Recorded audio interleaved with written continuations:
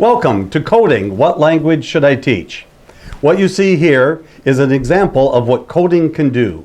Coding can allow you and your students to control things all over the world or right here on your laptop using bananas as a switch.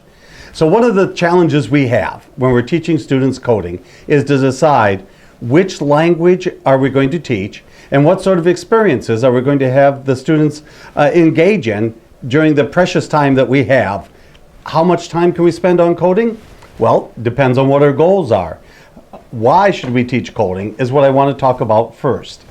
The coding languages that we're looking at all have the ability to control things, both in computers and in the outside world, just as you saw these bananas controlling the sound that was coming from the computer.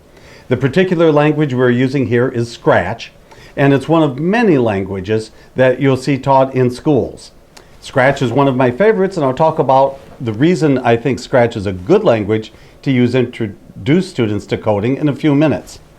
But one of the first things I want to do when teaching students coding is help them understand how coding affects so much of what we're involved with. You may want to begin an experience with your students to just take a look at things around the classroom and around their homes where computers controlled by code are making our life better. One of the biggest areas that we're taking a look at is robotics, and that's one of the great ways to engage students in coding in the classroom.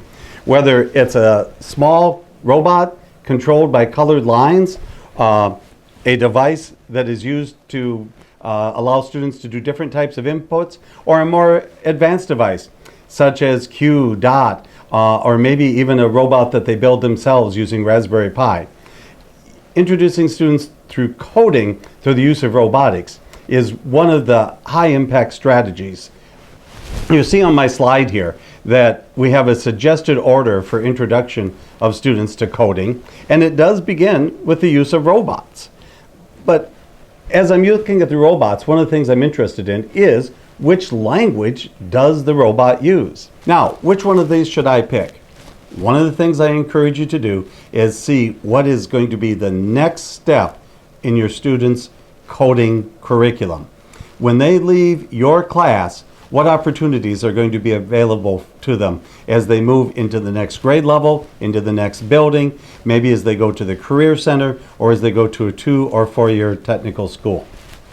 We want to make sure that we're giving our students opportunity to build on what they've learned today to create a better experience for them and a better opportunity for them as they leave our building and move into the next stage of their life. So before we go any further in the presentation, I'd like to remind you that a 1/2 hour professional development certificate is available free at the web address listed earlier. And the code you need to enter to receive your PD certificate is CW143, and that's capital C, capital W 143.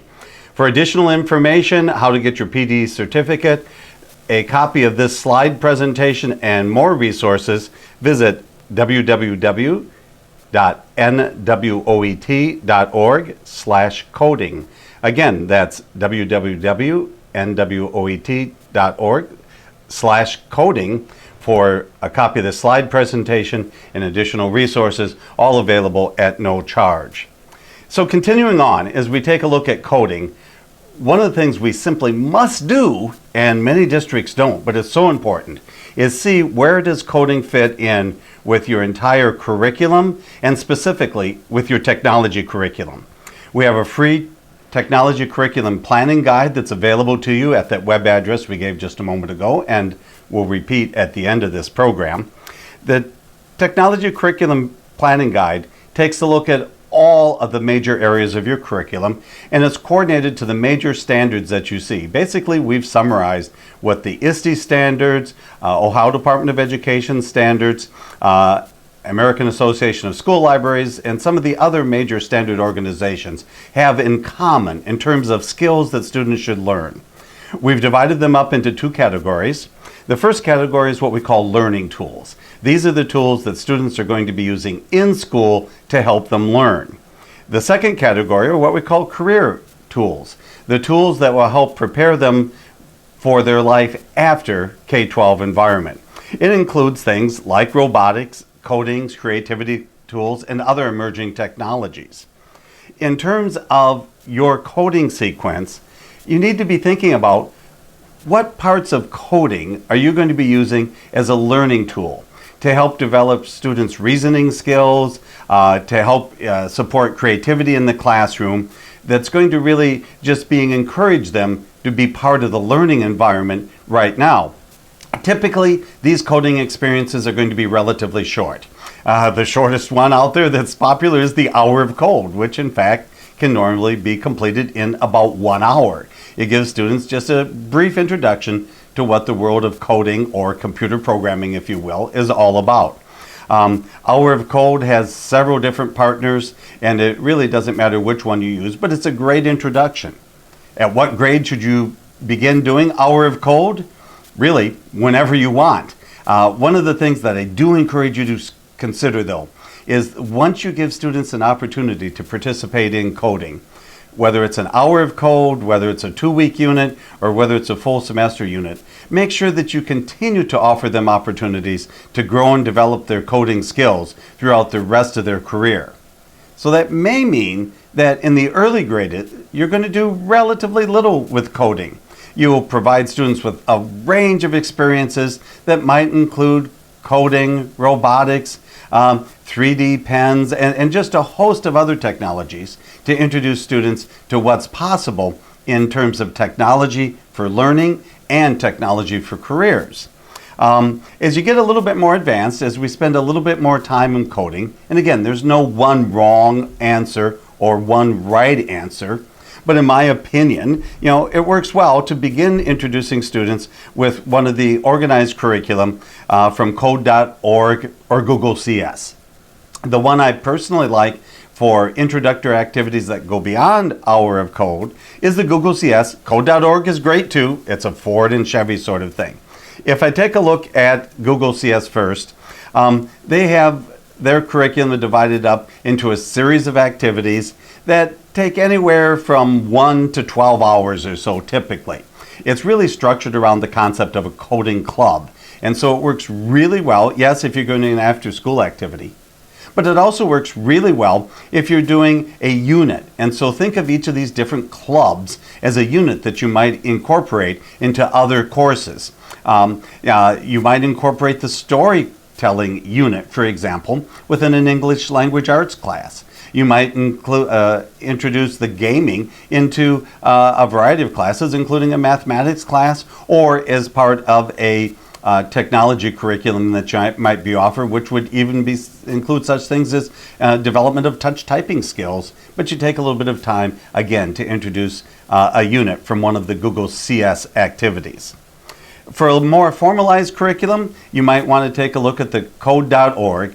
These really are beginning to evolve into a full class. At the younger grades, they even have some activities for pre-readers, and then you move into the CS Fundamentals course and a CS Fundamentals Express.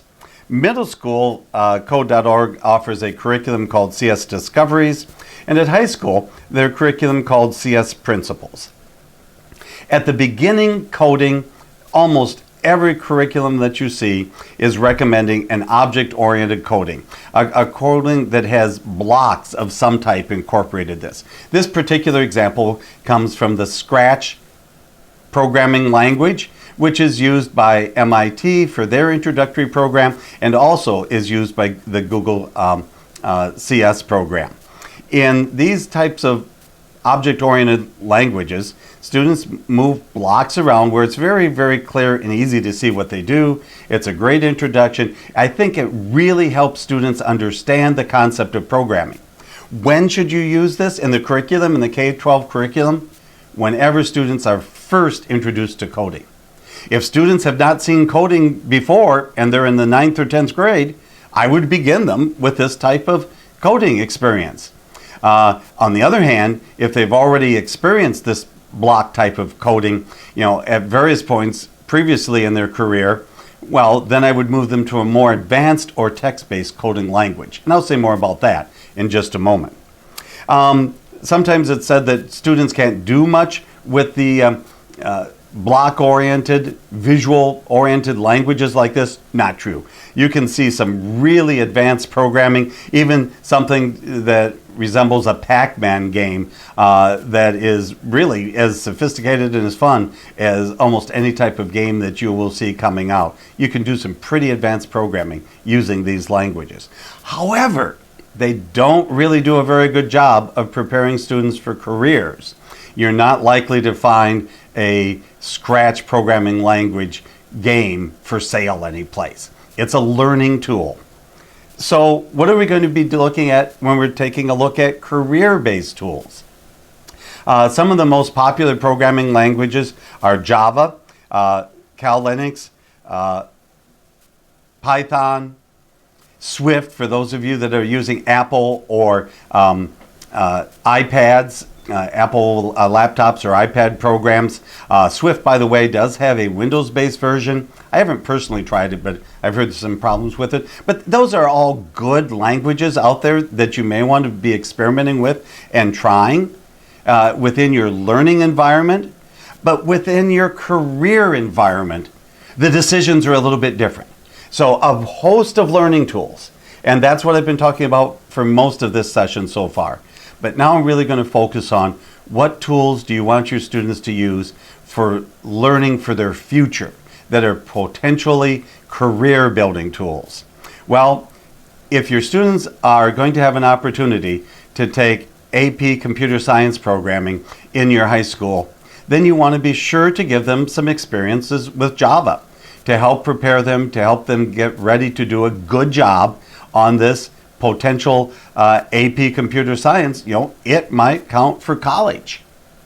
The other thing is, for college-bound students, is if you have a relationship with the university, and for dual enrollment or other type of programs where students can receive college credit while in high school, I most certainly want to see what programming language is the college that we're partnered with using.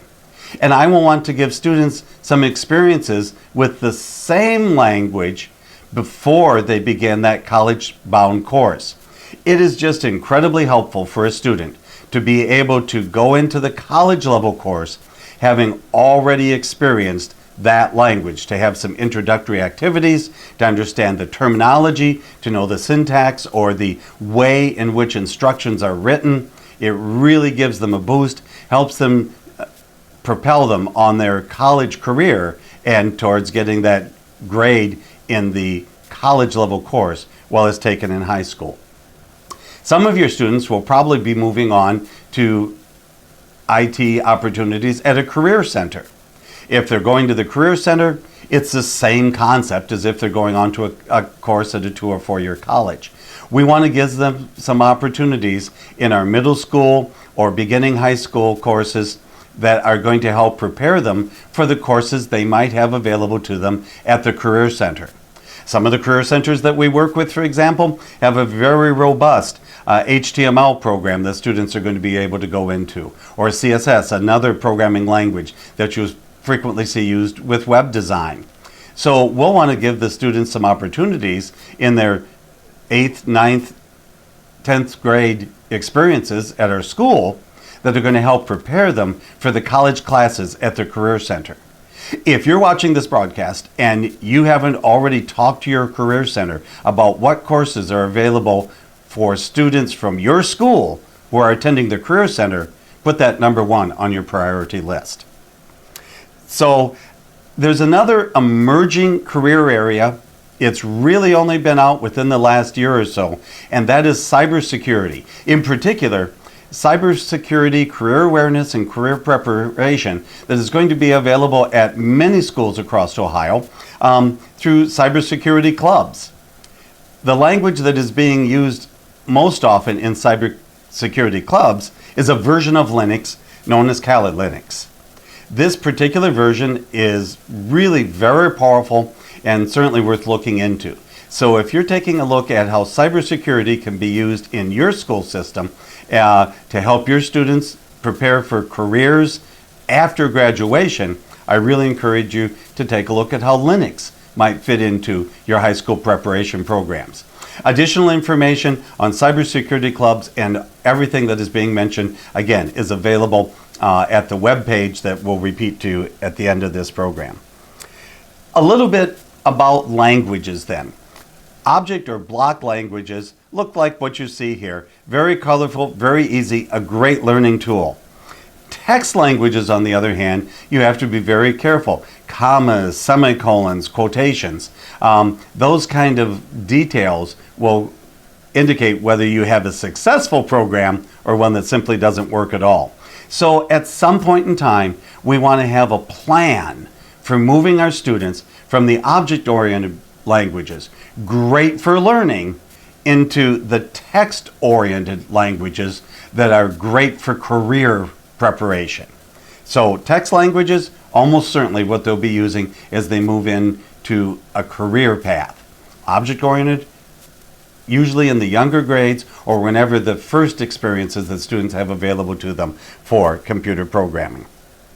So decide your computer coding sequence, think about what career tools you're going to be providing to your students, and maybe take a district snapshot. The technology planning guide that is available to you, take a look, starting with internet safety, moving across to your classroom tools, your classroom homework tool like Google Classroom or Schoology, moving into your writing tools, and then moving into your programming tools that are going to help prepare your students to learn programming at the K-12 level, and then finally, for the purpose of today's broadcast, into the programming tools that are going to be useful to help your students as they move into a career decision. Once I have my programming guide and hear those different colors, I'm encouraging you. Highlight in green the things you think are going well. Highlight in yellow those areas that are technology-related skills that you think you would like to help develop in your students. You won't have every item on this list marked. Some districts may go heavily into drones. Some districts may not touch drones at all. It all depends on what you're putting together as your K through 12 sequence of technology skills for your kids. So I encourage you, download a copy of the Technology Curriculum Planning Guide. Take a look at what skills you currently are teaching and what skills you would like to be teaching in the future, including your programming language skills. And then I'll be taking a look at a grid where I see what's being taught at each grade level. And from that, what are the district staff strengths? What are the teacher's skills for teaching this? I encourage the teacher skill assessment to be a self-report. This isn't coming down from on high. You are qualified to teach this. You are not qualified. No, not at all.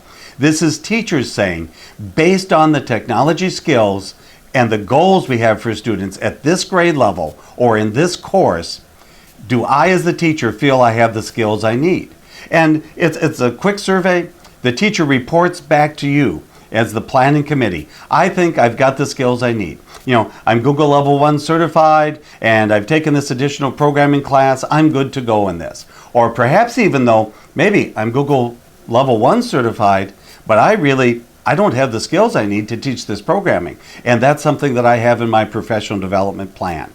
So as you put together your district plan on what programming language should I teach, it's also what skills do the teachers have and what skills do the teachers themselves feel they need to be successful at teaching programming.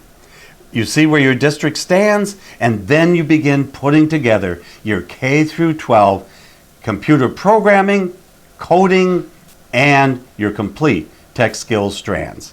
Again, to receive a 1/2 hour professional development certificate for the program you're walking today, for additional information, for questions and answers, yes, we will get back to you normally within one school day if you have questions about today's topics.